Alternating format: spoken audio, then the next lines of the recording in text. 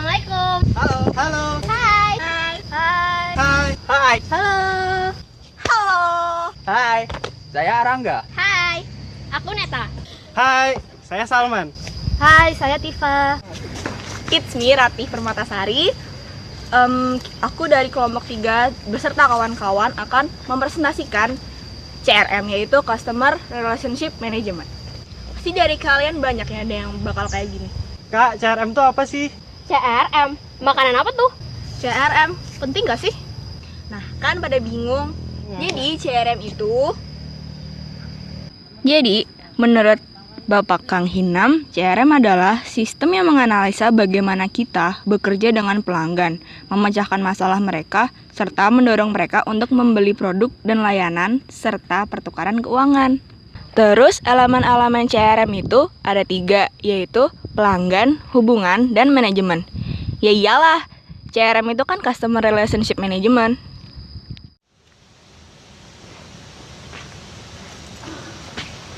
Nah, tadi kan udah dijelasin 3 elemen itu. Nah, elemen yang pertama sekarang, customer.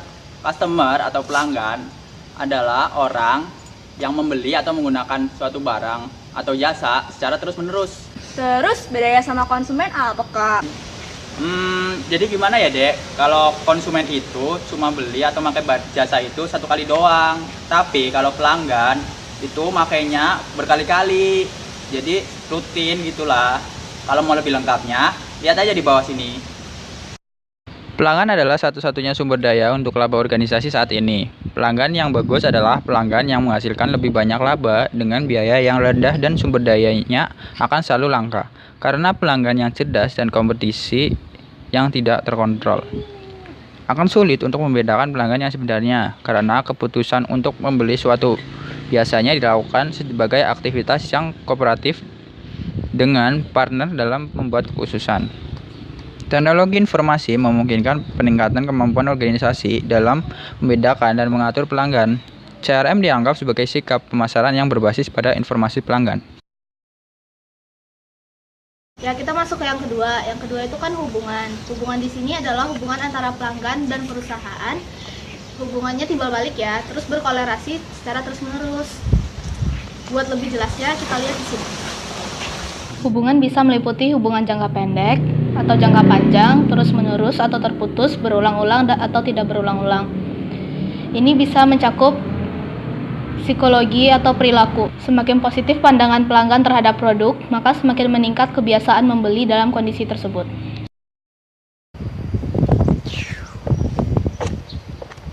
Ya guys, kita udah sampai ke nomor ketiga. Poin ketiga di sini membahas tentang manajemen.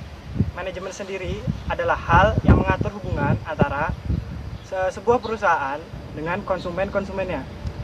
Untuk selengkapnya bakal ada di sini nih.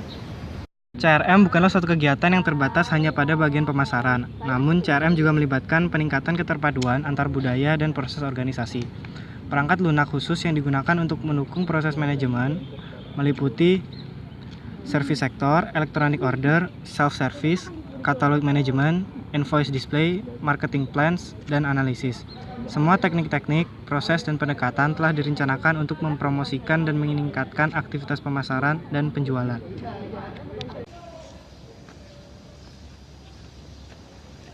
Hai semuanya.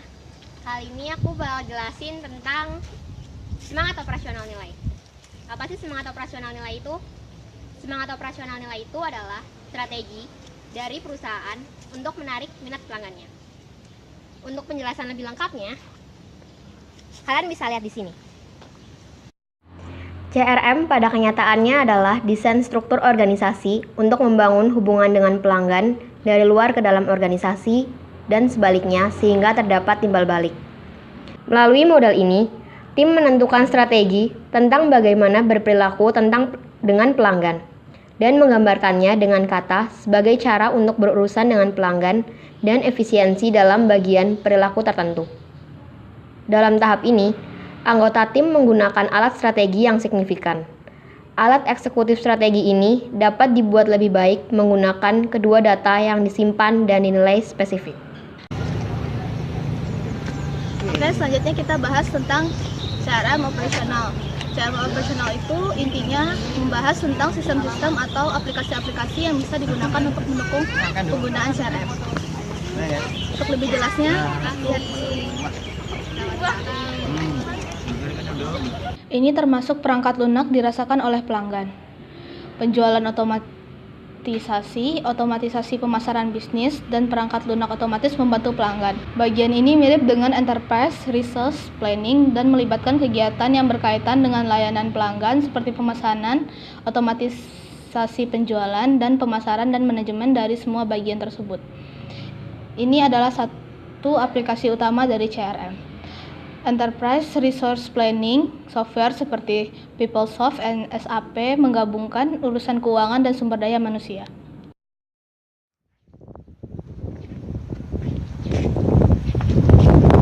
Nah, selanjutnya itu ada CRM Analytical. CRM Analytical ini yaitu gimana cara kita untuk menganalisis masalah yang ada di perusahaan.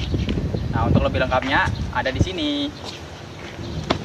CRM Analytical CRM meliputi didapatnya data, penyimpanan data, ekstraksi data, interpretasi, dan pelaporan data pelanggan untuk pengguna. Empat infrastruktur utama dari teknologi data dalam CRM adalah sebagai berikut: penyimpanan data, database management system, data mining, dan analisis perangkat lunak bisnis. Halo guys, di sini saya akan membahas subsistem CRM bagian ketiga, yaitu yang disebut dengan CRM kolaboratif. Nah, CRM kolaboratif itu kurang lebih adalah subsistem CRM di mana dia akan mengkombinasikan berbagai jenis alat-alat komunikasi untuk membantu dalam mengembangkan CRM itu sendiri. Untuk selengkapnya bakal ada di sini nih.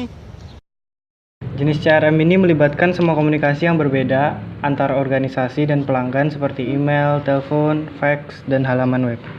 Cunningham mengidentifikasi alat komunikasi CRM sebagai berikut: Project Management, Project Collaboration, Internet Chat dan Instant Messaging, E-Learning System, Web Car System, Broadcast Tool, Web Audio and Radio, Web Video and Cams, Customer Support, dan Interactive Sales Support. Nah, jadi kesimpulan dari apa yang sudah kita jelaskan tadi adalah apa yang diharapkan dari sebuah sistem CRM itu adalah sebuah hubungan baik antara perusahaan dan pelanggan dengan cara perusahaan berusaha semaksimal mungkin untuk memuaskan kebutuhan pelanggan. Nah, dengan itu maka perusahaan membutuhkan sebuah software untuk mengolah data-data pelanggan agar dapat memaksimalkan pelayanan mereka, seperti itu. Jadi sekian presentasi dari kelompok kami. Apabila ada kesalahan mohon maaf. Dadah.